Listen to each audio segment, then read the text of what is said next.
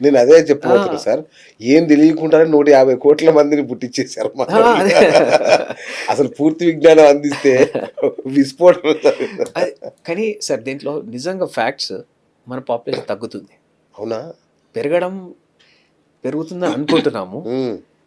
Senior population పెరిగింది.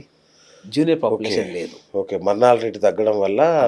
ఇంకా జనాలు కనబడుతున్నారు మనకి. కనిపిస్తున్నారు. ఓహ్! మన పాపులేషన్ పెరగడానికి ఏందంటే మన డెత్ టైమింగ్ చాలా చేంజ్ అయింది. అది. ఇంతకుముందు వరల్డ్‌ల ది కామన్ ఇప్పుడు ఇండియన్ సినారియోలో 62-65లా అవును. అనుకుంటుండే. అవును. ఇప్పుడు 85కి వెళ్ళిపోయింది అది. బా! 20 ఇయర్స్ పెరగడం వల్ల మనకి స్పోరాడిక్ పాపులేషన్ పెరిగింది. ఓకే. సో ఇంకొక 40 ఇయర్స్ తర్వాత సివియర్ డిక్లైన్ ఉంటది. ఓహ్! నేను ఒక ఫర్టిలిటీ డాక్టర్. యెస్. నేను ఎన్ని కేసెస్ ఆఫ్ మేల్ ఫర్టిలిటీ చూస్తున్నా అంటే అసలు మీరు నమ్మరు. అన్ని పేషెంట్స్ చూస్తాం. కరెక్ట్. రోజుకి ఒక 100 పేషెంట్స్ నేను చూస్తే 40% patients fertility patients. So sex ఒక సమస్య అయితే హ్మ్. పిల్లలు పుట్టకపోవడం అనేది ఇంకొక పెద్ద సమస్య అది. అయిపోయింది.